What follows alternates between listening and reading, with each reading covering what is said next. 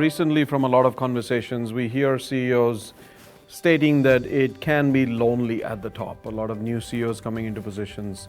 What would you recommend CEOs do to counter loneliness, isolation, in terms of what do they do to manage their own resilience? I believe that a lonely CEO is not effective. And therefore CEOs can take out time for reflection. That's fine. That's not loneliness. But they can't be lonely, which means they can actually have their colleagues, the leadership team colleagues, as their best friends, and they should enjoy time with them, use them as sounding board for many important areas of discussion or complexity or whatever issues they're facing. Beyond that, of course, they have a board where they can discuss all these issues which are complex and big. Beyond that, if there is any personal issue, they can talk to the families. Families are great sounding boards if there is a personal issue or health issue.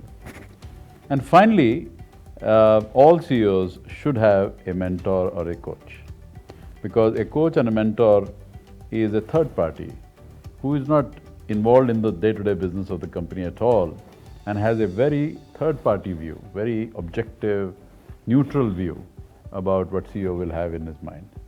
So I believe that loneliness, CEOs, that's avoidable state. And definitely a CEO can avoid it and be far more constructive, far more involved in the future of the company. In line with that, is there an intellectual muscle that CEOs should start tuning or rebuilding or strengthening as we go into the next decade? I believe a fit CEO, whether he or she is physically fit, whatever the age, leads to better intellectual muscle, as you call it, because he or she will think faster, decide faster, analyze faster, and also will have better mental health in terms of positive attitude, in terms of a positive energy which he or she will spread in the company. So after a year of new responsibilities and leadership team and a lot of shifting patterns, we're seeing also a level of siloed mentality coming out as organizations grow, and whether it's businesses, leaders, etc. What can a CEO do to move kind of what we call best of breed, right? So you have very astute, intelligent, smart leadership in particular roles, but how do we move them from a number of best of breed leaders to a high performing team? This is the #1 job of a CEO. But he has to build a star team, not a team of stars.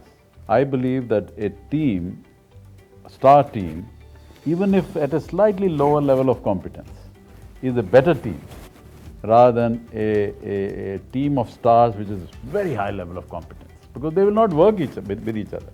They will not support each other to success. And interdependencies are so many that you have to support each other. You have to work closely, hand in hand, shoulder to shoulder with each other. So, I think the CEO has to firstly not show any bias whatsoever. So he has to show a high degree of, democracy, high degree of equality. Everyone is being listened to, everyone is given respect. Second thing is that he also should, after 1 year, maybe rotate responsibilities so that they understand each other. They understand that my job is important, yes, but his job is also very important. Thirdly, get them to interact at the social and family level.